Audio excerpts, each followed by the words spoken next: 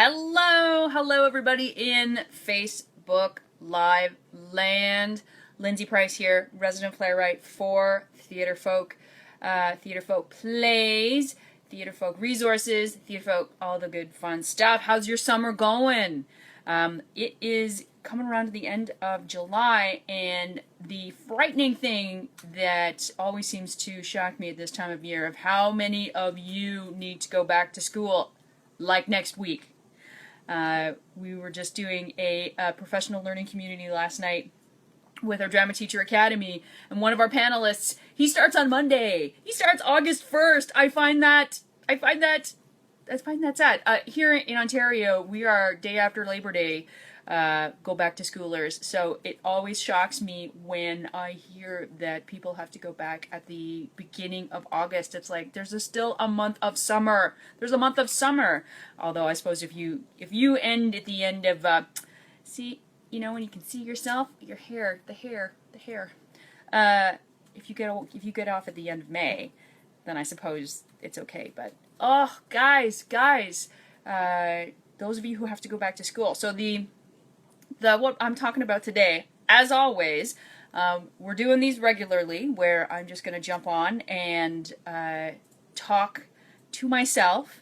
If you have any questions about Theatre Folk, what Theatre Folk is, what we offer, I'm here for that. But there's also going to be something special, or something that I'm going to talk about for each specific one. On Fridays, we've been doing giveaways.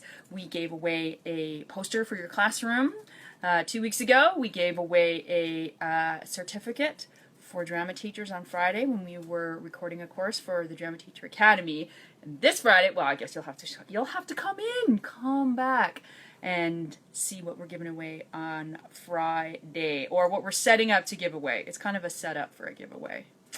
But I'm talking about podcasts today. We have a awesome podcast. I love our podcast. It's theatrefolk.com//podcast, where you can go and, first of all, listen to other drama teachers. I think that is the most important thing to know about our podcast. Our tagline for the podcast is, it's the place to be for drama teachers, drama students, and drama educators everywhere. And that's exactly our goal with the podcast. And the way that we do that is that we get our interviews from people who contact us, from teachers who have done our plays, teachers who we've known for the past 20 years, who are doing interesting things in their classes, who have something interesting to share, and who I know can take their voice and put it into your ears. The thing that we hear time and time again from teachers is that being a drama teacher is sometimes a lonely thing. It's lonely being the only drama teacher in your school. You might be the only drama teacher in your district. And if you can listen to the voice of someone who has the same struggles as you, who has the same questions as you, who had a solution for a problem that you had, then I think then that's something that makes everything just a little bit smaller. Podcasts are just an amazing way for us to reach out and have a great conversation with somebody, and also reach out to you. So we post them every second Tuesday. Every second Tuesday, there is a podcast, and it goes up on our blog, and it also goes up on our Facebook. It's here. All you need to do is come here, and you can listen to our podcast. We're on iTunes. We're on the Stitcher app, and it's just if you are sitting here and you're like, I need to go back to school really, really soon, and the last thing I want to do is to think about getting my head in the mindset for school, head on over to theatrefolk.com/podcast and listen to get your mindset, get your mind going with some of the fabulous things that our teacher interviewees have to say. So what are some of those things? Lindsay, what are some of the things that the most wonderful teachers, students, and educators that we interview on the podcast have been talking about? Well, come on, let's go over. I'll let you know. Okay, let's do the little thing. Hit the button.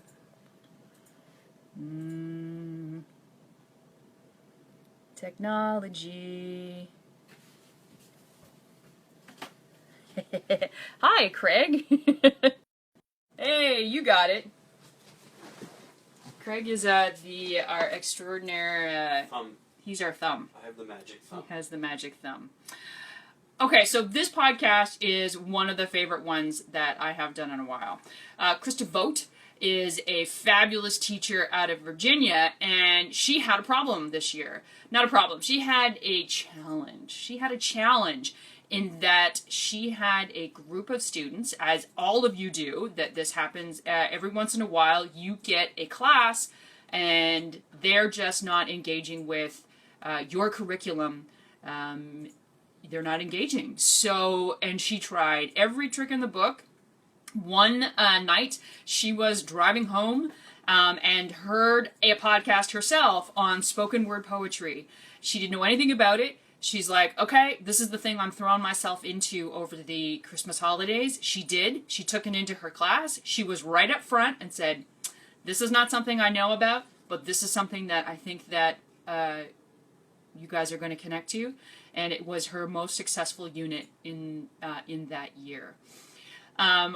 Engaging the reluctant drama student, engaging the non-theater student is something I know that comes up time and time and time again. So get this podcast and listen to how one teacher addressed that challenge. And one of the most wonderful things that Krista says in this is about how much she acknowledges that her class is different than other classes, and sometimes that students need her class as an exhale, right? They need that space that the drama class allows, and she tries not to trample on that, to let that breath happen, and trying to find the way to, still get the work done that needs to get done, but also really leaving an open door for her classroom. So that, I think, is amazing. Okay, Lisa Houston, how many of you have to travel with students? How many of you have to take 30 plus students to New York or London, or even just down the street to go to a city to go see a show? And does that fill you with fear and dread? Have you had issues? What are the parameters and the procedures for traveling with students to make it a very successful trip for them, to make it a successful trip for you? What are the guidelines that you can follow when you are dealing with parents? Lisa has. I'm gonna speak out of turn, but I believe Lisa says that she's never had any major issues with. She's been doing it for at least 16 years. And she just came back from a trip to London with her students and had a very, very successful trip. This is a student one, and I think it's really important to, in a podcast, this is the podcast that features teachers and is the primary audience is teachers and drama educators, but to bring on the student voice, right? It's important to hear what your students think, how your students student voices, how your students voice what you're teaching them. And this particular podcast is all about competition. So this was recorded at the Florida State Thespian Festival, which happened in March. And I had the great pleasure of seeing a number of students with monologues and duets and scenes compete with my pieces. So I was able to go and see the work, and then I just sort of approached the students afterwards and was like, can I interview you for the podcast, and about what their experience was like? Why did they choose the pieces that they chose?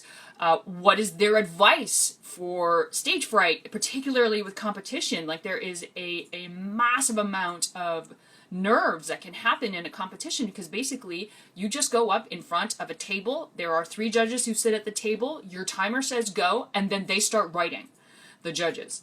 And that can be very nerve-wracking. It's a much different experience to perform a competition than it is to perform, in a standard play. And these guys that I interviewed 4 sets of students, and they were just so brilliant and so... okay, good. I had a pause there for a second, but we think we're okay. So these students were so eloquent and so great. So these are all different podcasts. theaterfolk.com/podcast. All of our podcasts are archived here, where you can come and you can listen. You can even listen right here on our blog here. There's show notes, so if there's anything that gets mentioned in the podcast, so for example, the 4 plays that the students took the scripts from. So the 4 plays: Body Body, Blue Sky, Lies, The Big Lie. And then we also transcribe all our podcasts so that, sometimes if you're looking for a certain topic, if you are looking to see if a podcast deals with a certain question, it's easier just to go through the transcript, and then it's something that you want to listen to. Okay, so, and then this one, I'm just going to do this one real quick, because this is another wonderful conversation with a teacher, Carrie Ryberg, when she told me to think of her last name as Rye, as in rye bread, and iceberg. Berg is an iceberg. Love that.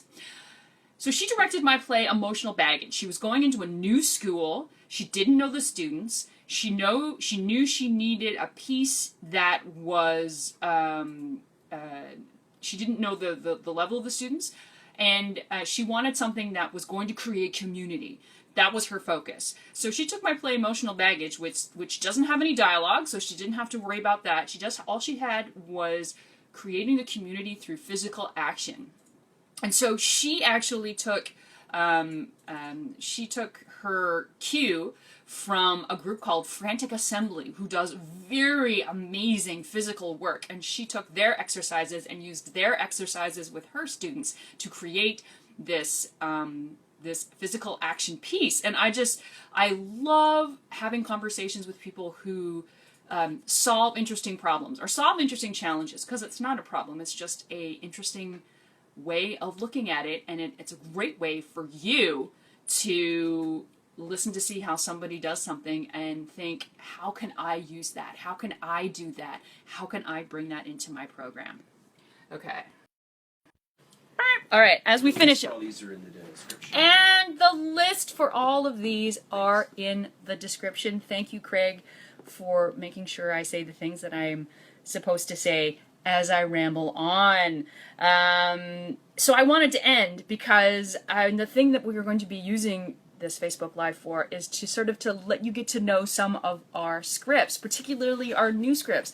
We want to celebrate the new plays that we are bringing into Theater Folk, and we want to get them out to you. We want to make sure that you know all about our new stuff too. So one of our brand new plays is called Finishing Sentences. Is that going to look backwards to you? No. No, Craig says it's not going to look backwards to you. And it is a dramedy written by teacher Scott Giessler. And I actually recorded a podcast with Scott yesterday, which you're not going to hear until the end of the year. And I also I did 2 interviews yesterday. I interviewed Scott, and Scott talked about walking into a theater classroom 16 years ago with no theater training, and then what that journey was like for him. And I also talked to another teacher out of Montana, Chris Evans, who did a play that his administration didn't like, and what that conversation was like, and how you have to have a lot of communication when you're dealing with a play that your administration doesn't want you to do, and a respect that you need to have for both sides of the table in that kind of conversation. A really great talk, because that's something that I know a lot of teachers are dealing with right now. So this is Finishing Sentences. And the lead character, Kendra, so she's been arrested for vandalism, vandalizing a classmate's car, and being a bully. So she's actually in front of a judge, and she has to do some community service at a summer camp. And so it's sort of looking at the side of the bully for a second to see, to try and get into her shoes. Do we believe her? Do we take her side? Do we not take her side at all? And learning, and she also has to learn about what's really going on inside of her. And the play really forces us to take the human side, consider the human side. And also, it is theatrical out the wazoo. It's got camp counselors and campers who play a really absurd number of, they go through an absurd number of situations. And I'm going to end, because I've been babbling for 17 minutes now, I'm going to end with the Kendra's end monologue. Spoiler. Okay. So Kendra is just about to get kicked out of this summer camp. She's just about to lose all of her lifelines, all of her Pokemon Go balls. She is like at the end, and so she finally has to kind of stand up and say the truth. And this is the truth. He was never going to love me. Philip, my boyfriend. I didn't want to see it. He was never going to love me, but I didn't want to see it. From the beginning, I knew. It was different, but it felt the same. I don't know. It was different, you know? I didn't want to let it go, even though it was different than Dad. It was completely different, but it felt the same. And, you know, I was always so mad at Mom for letting him go without a fight. I thought she was weak, and there was no way I would let myself be like that. So I did the only thing I knew how to do, and bullied him to stay with me. But he loved himself too much to let me do that. So he left me. He left me, and he went to her. Kelly. Yeah. Kelly, who didn't have anything on me. I'm better looking than her. People like me more than her. But she had the one thing that he was looking for that I don't have. A heart. Big one. So since I couldn't punish him, I punished her. It's what I do. Love that.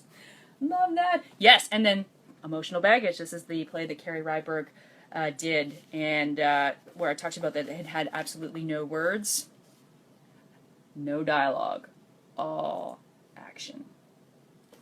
Oh. All right, that's it for me. Anytime I'm on here, if you've got questions, you just need to throw them down. I'd love to answer your questions. That would be great. Let's talk. It's all good. Thank you so much. I'm back here on Friday morning, and you all have a good day. Bye.